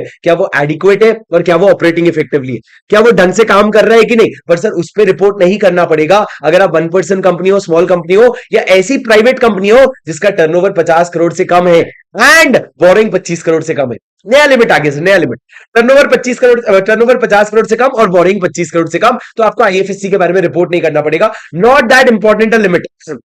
एक बात बता दूं, न्यू सिलेबस में एक चेंज बहुत बड़ा जो हुआ है, ऑडिट एंड ऑडिटर चैप्टर वैसा का वैसा है, पर ऑडिट एंड ऑडिटर चैप्टर पहले सीए इंटर ऑडिट में भी हुआ करता था, सीए फाइनल ऑडिट में भी हुआ करता था, अब दोनों जगह से हट गया। मतलब आप एक ही जगह पढ़ रहे हो, वो सीए फाइनल लॉ है, तो इसका इंपॉर्टेंस सिग्निफिकेंटली इंक्रीज हो जाता है। उसके बाद सर मैंने क्या कहा, अदर मैटर्स कुछ आएंगे जो आप रिपोर्ट कर सकते हो। अदर मैटर्स छोड़ो, ऊपर का याद करो सर, ए से लेकर के आई तक। ए इंफॉर्मेशन एक्सप्लेनेशन दे, महंगा नहीं मिला तो क्या इफेक्ट होगा। बी बुक्स ऑफ अकाउंट जो है वो आपका ब्रांच में अगर मेंटेन हो रहा है, पीरियोडिकल रिटर्न्स आ रहे हैं क्या। सी कंपनी ऑडिटर के अलावा अगर कोई ब्रांच का ऑडिट कर रहे हैं तो उस केस में क्या होगा, ब्रांच आपको रिपोर्ट दिया क्या ब्रांच ऑडिटर, और उसको आपने कैसे डील किया। डी सर धिक्कार है अगर आपका बुक्स ऑफ फाइनेंशियल स्टेटमेंट और पीएनएल जो है वो आपके बुक्स ऑफ अकाउंट से मैच नहीं कर रहे। ई सर फाइनेंशियल स्टेटमेंट एएस से नहीं मैच कर रहे। यू एफ सर आपका फाइनेंशियल ट्रांजैक्शन जिसका एडवर्स इफेक्ट है कंपनी के फंक्शनिंग पे। जी हाँ मैं 164(2) में डिस्क्वालिफाइड हूं, मैं आपका चहीता ऑडिटर। एच सर एच में क्या लिखा है, हद हो गई यार, बुक्स ऑफ अकाउंट्स का कोई क्वालिफिकेशन रिजर्वेशन या एडवर्स कमेंट आ गया तो। और आई इंटरनल फाइनेंशियल कंट्रोल जो है वो एडिक्वेट और ऑपरेटिंग इफेक्टिवली है क्या। सर ये चीजें आपको बतानी पड़ेगी। जे सच अदर मैटर्स एज में be prescribe. Sir other matters में क्या आएगा, सर अदर मैटर्स में आप बेसिक बेसिक बता देना। कोई पेंडिंग लिटिगेशन है तो उसका इफेक्ट क्या होगा, मान लो कोई पेंडिंग लिटिगेशन है हम पे तो उसका फाइनेंशियल इफेक्ट क्या होगा। दूसरा कोई मटेरियल फोर्सिबल लॉसेस है क्या, दिख रहा है कोई बड़ा नुकसान, उसके बारे में बता दो। सर अल्टीमेट बेनिफिशियरी का कॉन्सेप्ट बता दो कि आपकी कंपनी में अल्टीमेट बेनिफिशियरी कौन है। सर आपने कोई डीले तो नहीं किया आईपीएफ में अमाउंट ट्रांसफर करने में, आईपीएफ में अमाउंट बराबर ट्रांसफर कर दिया। सर टी डिविडेंड आपका 120। सर ये सारी चीजें आपको बतानी पड़ेगी जो याद करने की जरूरत नहीं है। सर कर लो तो मैंने आपके लिए शॉर्टकट बनाए, वो था ना उसका मैंने बनाया ले बिड्डा, एल एल के दो है, लिटिगेशन का effect, forcible losses. B beneficiary, ultimate beneficiary कौन है बताओ। आई आपने आईपीएफ का अमाउंट जमा कर दिया था। डी डिविडेंड जो है 123 के हिसाब से है क्या। ए अकाउंटिंग सॉफ्टवेयर आपका audit feature audit trail maintain करता है क्या। ये सारी चीजें आप अपने ऑडिट रिपोर्ट में रिपोर्ट करोगे सर। उसके बाद कोई खास बात नहीं है। गवर्नमेंट कंपनी के केस में कौन ऑडिट करता है सर, देखो ऑडिटर अपॉइंट करता है सीएनडीजी। मान लो मैं सीएनडीजी हूं तो मैं ऑडिटर अपॉइंट करूंगा, मैं उसको पूरा का पूरा डायरेक्शन दूंगा, उस डायरेक्शन के हिसाब से जाके वो एक्शन करेगा। मैं मतलब डायरेक्शन मतलब मैं ऑडिट कैसे करना है उसका डायरेक्शन दूंगा, और वो एक्शन में क्या करेगा, ऑडिट करेगा। ऑडिट करने के बाद वो आके मेरे को रिपोर्ट देगा कि सर आपने ये डायरेक्शन दिया था, मैंने उसके हिसाब से ये एक्शन लिया और इसका ये इंपैक्ट रहा। ये रिपोर्ट मेरे को आकर के मिलेगा। सर ये क्या हो गया, आपके ऑडिटर का रिपोर्ट। मेरी बात ध्यान से सुनना, सीएनडीजी जब ऑडिटर के पास जाएगा तो डायरेक्ट करेगा, ऑडिटर रिपोर्ट देगा, रिपोर्ट में क्या क्या लिखेगा, आपका डायरेक्शन क्या था, मैंने क्या एक्शन लिया और उसका क्या इंपैक्ट है। उसके बाद सर बात करते हैं सप्लीमेंट्री ऑडिट के बारे में। सप्लीमेंट्री ऑडिट क्या होता है सर, जब ऑडिटर रिपोर्ट लेके आया, मेरे को लगा नहीं थोड़ा और ऑडिट करने की जरूरत है, तो मैं ऑर्डर कर सकता हूं सप्लीमेंट्री ऑडिट, जिसमें आप क्या करोगे, आप जाकर जैसे ही मेरे को ऑडिट रिपोर्ट आया उसके 60 दिन के अंदर आप जाके सप्लीमेंट्री ऑडिट करोगे। सर या तो वो भी कर सकता है या कोई और ऑथराइज्ड पर्सन भी कर सकता है। तो सर जब आपने सप्लीमेंट्री ऑडिट भी कर लिया तो पहले आपका ऑडिट रिपोर्ट आया था, उसके ऊपर आपका सप्लीमेंट्री ऑडिट रिपोर्ट आया, अब उसके ऊपर सीएनडीजी अपना कमेंट्स डालेगा और ये तीनों चीजें जो है ना वो भेज देगा सारे इंटाइटल मेंबर्स को। और एजीएम में भी रख देगा। एक तो सारे मेंबर्स को भेज देगा और एजीएम में भी रख देगा। ये आपका सप्लीमेंट्री ऑडिट का प्रोसेस है। जब ऑडिट रिपोर्ट आया उसके 60 दिन के अंदर आप बोल सकते हो सप्लीमेंट्री ऑडिट कर रिपोर्ट दे। Audit report, supplementary audit report, उसके उस पे कमेंट्स, ये सब लोगों को भेज देना। ये हो गया सप्लीमेंट्री ऑडिट। उसके बाद सर बात करते हैं टेस्ट ऑडिट के बारे में। टेस्ट ऑडिट मतलब क्या? सर सीएनएजी अगर चाहे तो टेस्ट ऑडिट करवा सकता है। फर्क बस ये है, सप्लीमेंट्री ऑडिट फाइनेंशियल स्टेटमेंट का होता है, test audit books of accounts का होता है कि फलाना कंपनी ढंग से बुक्स मेंटेन कर रही है क्या, उसका टेस्ट ऑडिट होगा। और फाइनेंशियल स्टेटमेंट का क्या होगा? सप्लीमेंट्री ऑडिट होगा। अरे फर्क कभी सुने नहीं पर समझे क्या आज? कभी सुने नहीं होगे पर आज समझे क्या? Yes sir. Sir branch office के बारे में बताओ, ब्रांच ऑफिस का क्या होगा सर? ब्रांच ऑफिस सुनो, अगर आपका ब्रांच है इंडिया में कि इंडिया के बाहर है? सर पहले इंडिया की बात करते हैं। अगर इंडिया में मान लो नाला सोपारा में ब्रांच है, किधर? नाला सोपारा में, तो उधर का ब्रांच का ऑडिट या तो कंपनी का ऑडिटर भी कर सकता है, या कोई भी इंसान जो इंडिया में ऑडिट करने के लिए क्वालिफाइड है उसको अपॉइंट कर सकते हो वहां पे ऑडिट करने के लिए। पर अगर एक ब्रांच है जो बाहर है, कहां पे है? रशिया में ब्रांच है, तो सर रशिया में जो ब्रांच है ना उसका ऑडिट या तो कंपनी ऑडिटर करेगा जो इंडिया में है, या फिर कोई भी ऐसा इंसान करेगा जो रशिया में क्वालिफाइड है ऑडिट करने के लिए। वहां का ऑडिटर जो है उसको अपॉइंट कर देंगे, वो ऑडिट करके दे सकता है। पर सर जब भी ब्रांच ऑडिटर कंपनी ब्रांच का ऑडिट कंपनी ऑडिटर करे तब तो सब सही है, पर जब कोई और करे ना तो उसको एक रिटर्न बना के भेजना पड़ता है कंपनी ऑडिटर के पास कि भैया मैंने ऑडिट कर लिया है, तो इसको अपने रिपोर्ट में अपने हिसाब से देख ले। और कंपनी ऑडिटर फिर क्या करेगा? उसको रिपोर्ट में अपने डील करेगा। कंपनी ऑडिटर क्या करेगा? अपने रिपोर्ट में डील करेगा। अरे समझे क्या राजा? Did you understand? And that brings us to the last part of your section number 143, which talks about 143.12, which is about fraud. मेरी बात एकदम ध्यान से सुनना सर। फ्रॉड अगर है तो क्या करेगा? अगर एक सीए को, अगर एक ऑडिटर को in the course of performance of statutory audit, जब वो स्टैट्यूटरी ऑडिट कर रहा है, तब अगर उसको पता चला कि fraud is happening by any officer against the company, company के खिलाफ फ्रॉड हो रहा है, तो वो क्या करेगा सर? डिपेंड करता है, मेरी बात सुनना। अमाउंट 1 करोड़ या उससे ज्यादा है क्या? ये अमाउंट 1 करोड़ से कम है। अगर 1 करोड़ या उससे ज्यादा है तो बात निकली है तो दूर तलक जाएगी। क्या है सर? अगर आप, क्या कहा मैंने? अगर 1 करोड़ या उससे ऊपर का फ्रॉड है तो मेरी बात ध्यान से सुनना सर। ऑडिटर क्या करेगा? Auditor will report immediately to the audit committee और बोर्ड। ऑडिटर सबसे पहले चिल्ला चिल्ला के जाके ऑडिट कमिटी और बोर्ड को बताएगा इमीडिएटली। इमीडिएटली मतलब 2 दिन के अंदर अंदर, मैक्सिमम 2 दिन। ऑडिट कमिटी और बोर्ड को बोलेगा तू अपना कमेंट्स दे, इस पे तू अपना रिप्लाई दे। रिप्लाई देने के लिए ऑडिट कमिटी के पास 45 डेज का टाइम है।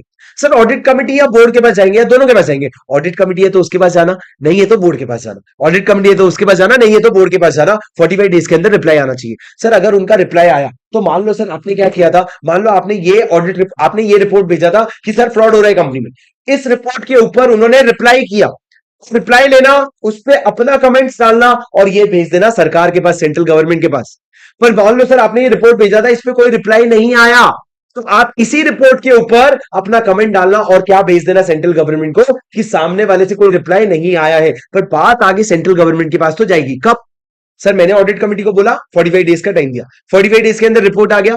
जैसे ही उनका रिप्लाई आया उसके 15 दिन के अंदर मैं अपना कमेंट्स ऐड करूंगा और मैं सीजी को भेज दूंगा। तो सर देखो 15 दिन के अंदर आप क्या भेज रहे हो? जो आपका रिपोर्ट था, उसका जो रिप्लाई था सामने वाले का, और उस पर आपका कमेंट्स, ये आप भेज देना। पर सर भेजने का तरीका क्या होगा? कैजुअल नहीं, बहुत फॉर्मल तरीका है। सुनो सर, भेजने का तरीका थोड़ा फॉर्मल है। आप सेंट्रल गवर्नमेंट को सेक्रेटरी को भेजोगे, एमसीए का सेक्रेटरी या एमसीए जो एक डेजिग्नेशन होता है उसको भेजोगे। आप रजिस्टर्ड पोस्ट एक्नॉलेजमेंट ड्यू या स्पीड पोस्ट से भेजोगे, आरपीएडी और स्पीड पोस्ट एंड उसके साथ साथ ईमेल भी भेजना। मतलब दो चीजें, एक तरफ से पोस्ट भी गया, एक तरफ से ईमेल भी गया। सर कौन से फॉर्म में? एडीटी 4 में, 1 में अपॉइंटमेंट, 2 में रिमूवल, 3 में रेजिग्नेशन, 4 में फ्रॉड फ्रॉड फ्रॉड। तो सर 4 में आप क्या करोगे? एडीटी 4 में भेजोगे, उसमें ऑडिटर साइन करेगा अपने खुद के लेटर हेड में, अपना मेंबरशिप नंबर भी लिखेगा और तभी जाके सेंट्रल गवर्नमेंट को भेजेगा। समझे क्या मेरी बात?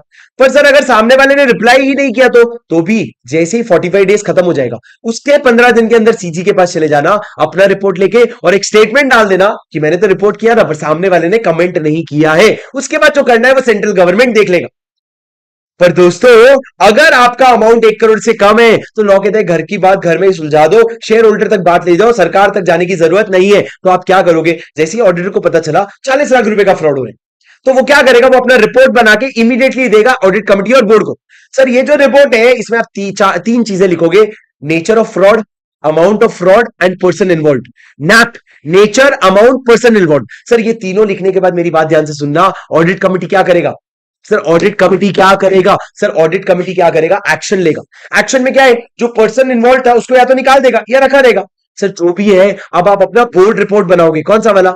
134 वाला बोर्ड रिपोर्ट। उसमें लिख देना नेचर, अमाउंट, पर्सन इन्वॉल्व। पर अगर पर्सन इन्वॉल्व पे आपने एक्शन ले लिया तो आप पर्सन इन्वॉल्व का नाम मत लिखना, आप रेमेडियल एक्शन लिखना कि क्या एक्शन लिया, ताकि वो लोग बदनाम ना हो, पर हम ये बता दें कि भैया उनको निकाल दिया, अब तुम टेंशन मत लो।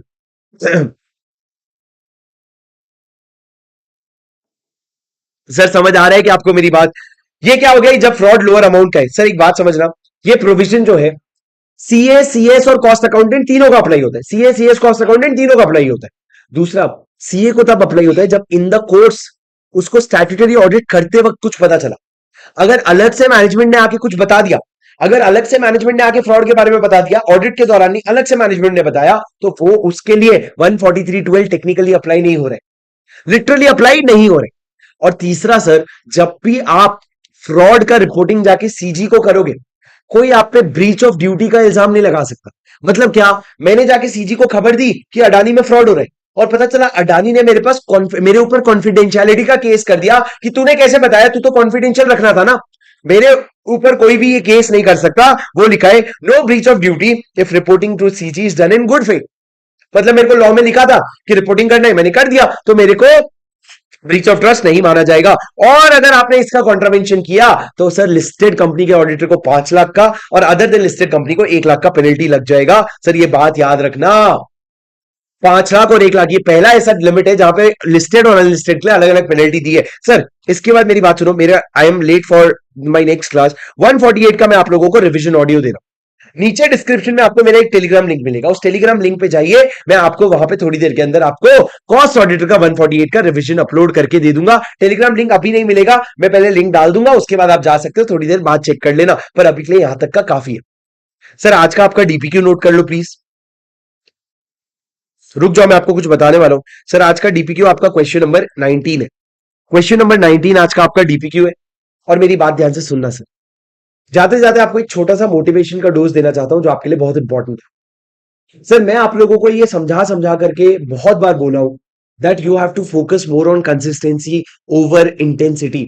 ये जो आपका कुछ दिन बहुत पढ़ाई अच्छे से हो रही है और कुछ दिन पढ़ाई नहीं हो रही है, ये सिर्फ इसीलिए हो रहा है क्योंकि आप कंसिस्टेंट नहीं हो। आपको कंसिस्टेंट वाली फिलॉसफी नहीं समझ आ रही है। आपको यह समझना पड़ेगा कि आज 10 घंटा पढ़ना बहुत अच्छा, आज 10 घंटा पढ़ना बहुत बड़ी बात नहीं है।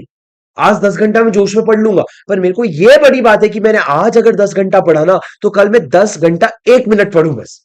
पर वो 1 मिनट ज्यादा पढ़ू नहीं भी तो 10 घंटा पढ़ू, कल वो 10 घंटा पढ़ना ज्यादा डिफिकल्ट है, आज 10 घंटा पढ़ना ज्यादा डिफिकल्ट नहीं है। तो मेरी बात सुनो, जब भी आप अपनी कोई प्लानिंग कर रहे हो ना, भले आप अपना अग्रेशन थोड़ा कम कर दो। मतलब आपको लग रहा है दिन में 11-11 घंटे की पढ़ाई नहीं हो रही है, 8 घंटा कर लो, पर वो 8 घंटा ना बिना चूक के उसको कंसिस्टेंटली करो। And then when you do it, you will see whatever desired result you want, you will get it, no matter कितनी बुरी हालत क्यों ना हो आप। सर मैं जब अपना इंटर आर्टिकलशिप करता था तो मेरी हालत बहुत बुरी थी जब मैं सीए फाइनल के प्रिपरेशन लीव के लिए जा रहा था। बहुत बुरी, मतलब बहुत क्लासेस नहीं हुए, बहुत नोट्स लिखे हुए नहीं है, टीचर्स का नाम भी नहीं पता, आधा सब्जेक्ट का नाम नहीं पता ढंग से, ऐसी हालत थी। और उस समय जब मैंने क्या किया, जब मैंने अपना ऑफिस छोड़ रहा था तो मैंने अपने सीनियर, मेरा सीनियर था उसका नाम था जिग्नेश, उससे मैंने पूछा जिग्नेश एक छोटी सी बात बताओ, मेरी अभी बहुत तैयारी हुई नहीं है, पर मैं अगर कोशिश करूं तो क्या मैं रैंक के लिए टारगेट कर सकता हूं? तो वो जिग्नेश जो था वो उसको तो 3-4 अटेम्प्ट लगे थे फाइनल में। तो उसने कहा देख शुभम, मेरे को इसके बारे में तो नहीं पता कि तू रैंक के लिए टारगेट कर सकता है कि नहीं कर सकता है, क्योंकि आई माई सेल्फ जस्ट पास, मतलब मेरे को 4 अटेम्प्ट लगे, तो मैं ज्यादा बता नहीं सकता। पर हमारे गुजराती में ना एक कहावत है, और वो कहावत सुनने शायद तेरे को समझ आ जाए। हम कहते हैं गुजराती में, निशान चूक माफ, नहीं माफ नीचू निशान। It means that you aim for something less and you miss it, you aim for something high and you miss it, that's fine. मैंने रैंक के लिए सोचा था, नहीं आई कोई बात नहीं, पर मैंने रैंक का सोचा ही नहीं, इसकी माफी नहीं मिलती। मैंने अच्छे स्कोर लाने का सोचा ही नहीं, इसकी माफी नहीं मिलती। तो दोस्तों ये जो निशान चूक माफ नहीं माफ नीचू निशान था ना, that struck me so hard. मेरे टेबल के सामने पूरे 6 महीने तक वो पेपर लगा हुआ था, निशान चूक माफ नहीं माफ नीचू निशान। और सर सिर्फ निशाना लगाने से नहीं होगा, उतनी मेहनत करनी पड़ेगी ताकि जब तुम अपना अटैक करो तो सामान निशाने पे लगे। तो सिर्फ निशान बनाने से नहीं होगा। तो there are two things that you need to learn: set your goals high and work even harder to achieve that higher goals, and then nothing is going to stop you from becoming a successful chartered accountant, nothing at all. ठीक है, चलो, with that positivity and on that great note we will end this session. I really hope this session was helpful for you. I will see you in the next session. Until then, take care.